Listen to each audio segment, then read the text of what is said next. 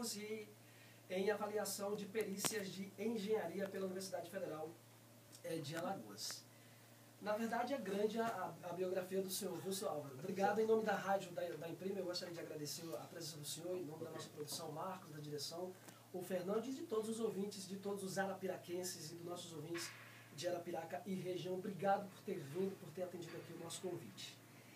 Boa tarde, e a gente pode começar com o senhor explicando para a gente aí esse grande problema, né, que já vem há muito tempo, na verdade, mas que tem se intensificado nos últimos meses, né? Boa tarde, fique à vontade. Boa tarde.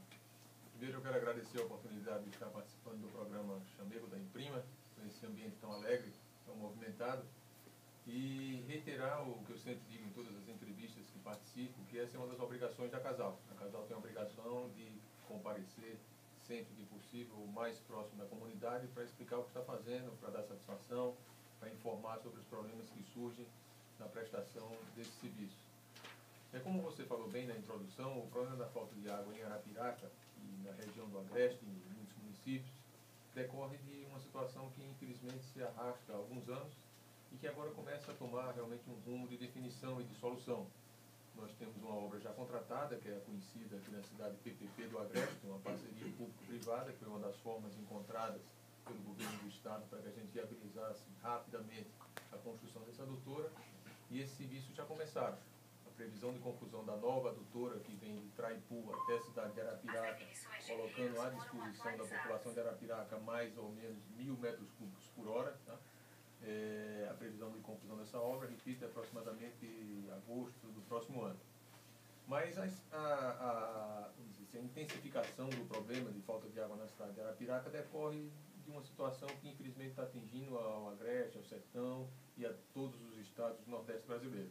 Nós estamos vivendo uma estiagem muito forte, e só para falar de um dado, ontem participava de uma reunião no Palácio do Governo com o Comitê da Seca, e o próprio governador estava dizendo que receberam informação sobre o pluviômetro da usina Leão, o pluviômetro da usina Serra Grande, que são pluviômetros instalados em região de Zona da Mata, desde 1915, e esses pluviômetros estavam registrando a pior estiagem do período de registro que eles têm, ou seja, desde 1915.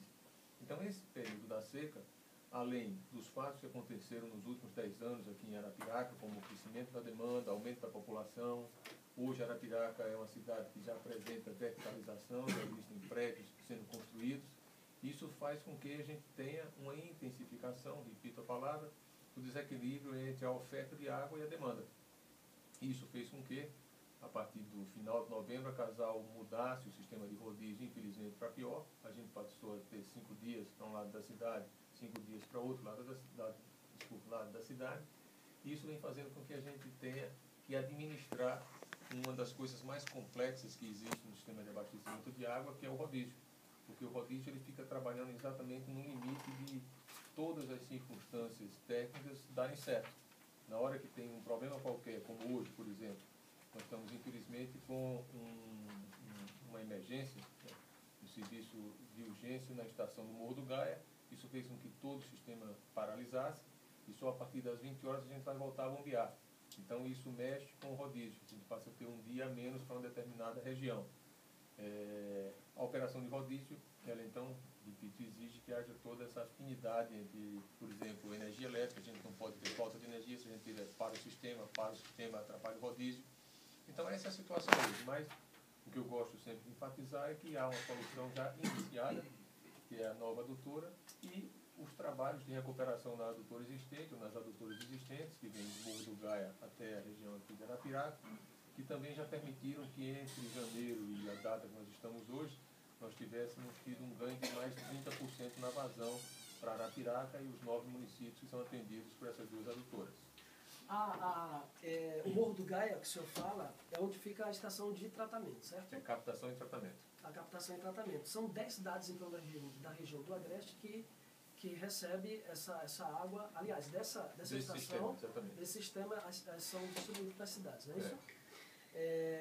Em Teotônio Vilela, recentemente, a Casal foi dispensada pelo governo municipal e eles criaram o SAAI, né, que é um sistema independente, que inclusive tem uma caixa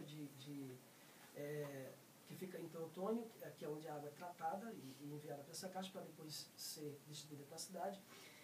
E vamos pensar da seguinte forma: há 2 anos que a Casal não está mais em Teotônio e Vilela. O que isso representou para a região, por exemplo, que a Casal atua hoje, onde Teotônio estava inserida antes? Diminuiu a demanda dessas cidades? Porque o que ocorre, doutor Álvaro, é que na prática, às vezes a gente tem a ideia de que a população não sentiu nada de diferente. O sistema que atendia, o sistema da Casal que atendia Teotônio e Vilela, era o mesmo sistema que atendia Junqueiro. Então a gente tinha um sistema integrado Junqueiro-Teotônio e Vilela. Com a separação de Teotônio e Vilela do sistema Casal, a água que a gente mandava para Teotônio, obviamente a gente deixou de mandar e ela fica restrita ou concentrada em Junqueiro. Em Junqueiro, a gente pode dizer que do ponto de vista de oferta de água de produção, a gente tem água para atender a demanda de Junqueiro. O problema é que a gente enfrenta em Junqueiro, que talvez algum ouvinte de vocês já tenha ligado antes, é de distribuição. A gente tem partes na cidade de Junqueiro que precisam de redes, tubulações novas, tá? Tubulações de maior diâmetro para que a gente possa atender melhor. Então a saída de Teotônio e Vilela, ela representou essa melhoria de disponibilidade de água para Junqueiro. Mas o problema é a distribuição. Para resolver esse problema de distribuição dessa estrutura, o que precisa? São investimentos, né? Colocação de tubulações novas, substituição das tubulações antigas, ampliação dessas tubulações. Nós devemos estar começando agora, eu estimo, a partir de abril, obras de melhorias em sistemas do interior, inclusive em Junqueiro. Com recursos do BNDES, o governo do Estado estará repassando para Casal, num contrato que já teve a sua licitação concluída, e assim que esses recursos começarem a ser repassados, a gente começa a fazer obras nessas cidades do interior, que inclui Junqueiro e outras no estado todo. Doutor Álvaro, no caso de Teotônio também, a prefeitura ela criou vários poços artesianos para poder dar sustentabilidade. Na verdade, os poços artesianos de Teotônio foram construídos antes do próprio SAAI, até por causa da deficiência da Casal.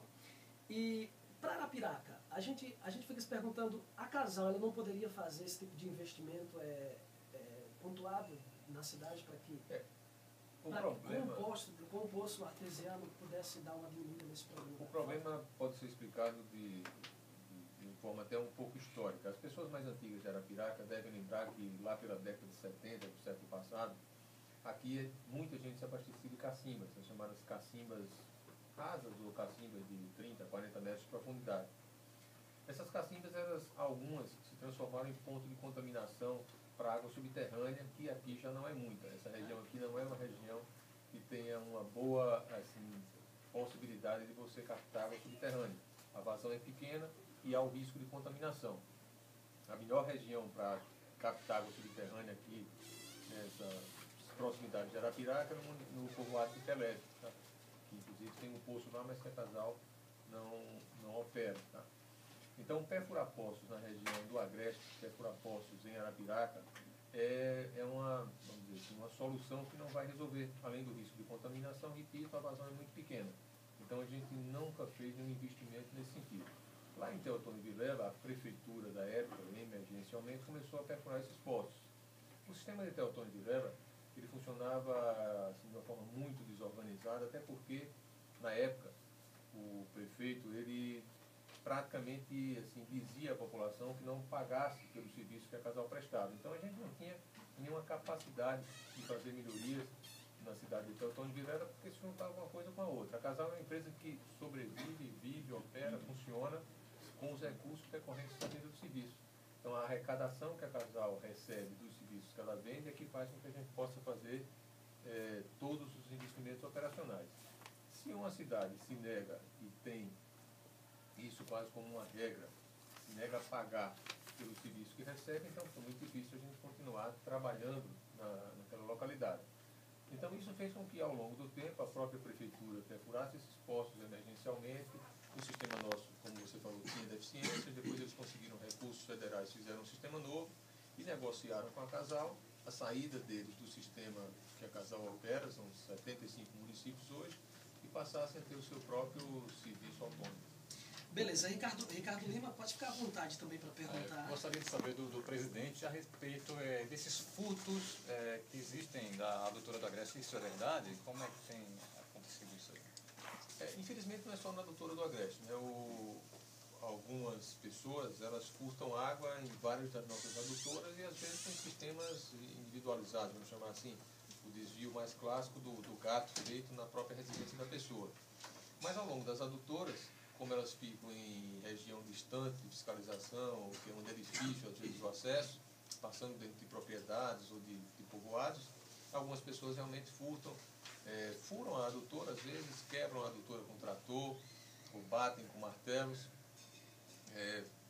danificam peças como ventosas, registros, para que ocorra um grande vazamento, e aí elas enchem em barreiros, ou ficam utilizando de forma clandestina como mangueiras que elas colocam e tiram ao sabor do próprio interesse. Então isso realmente, infelizmente, existe, mas a Casal tem tido uma ação sistemática de combate a esses furtos no sertão, na bacia leiteira, aqui no Agreste também. A gente tem contado sempre com um apoio muito diligente do Ministério Público Estadual, lá em Maceió, com o doutor Eduardo Tavares, quando era o promotor-chefe, e hoje com o doutor Sérgio Jucá.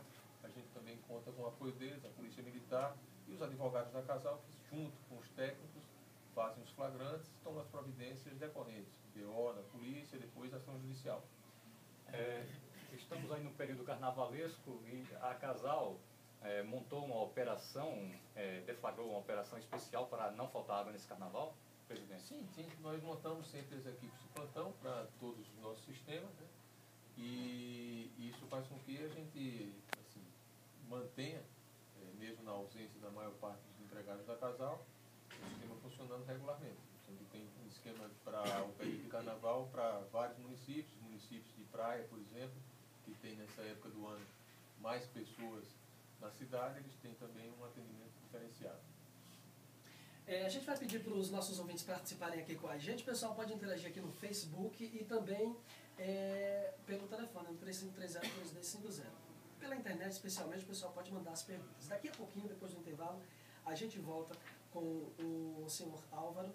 E eu gostaria que o senhor explicasse, depois do intervalo, sobre a captação da água que é feita do Rio São Francisco. Eu queria que ficasse mais bem explicado para o pessoal, porque existem várias cidades que são a captação da água para a adutora do Agreste, ela é feita do Rio São Francisco, né? Em vários pontos ou em um único ponto. Aqui para o Agreste, um ponto hoje, que é lá em São Brás, Morro do Gai, e depois vamos ter Traipu com a obra nova. Ok, daqui a pouquinho a gente fala então sobre isso. Já a gente volta.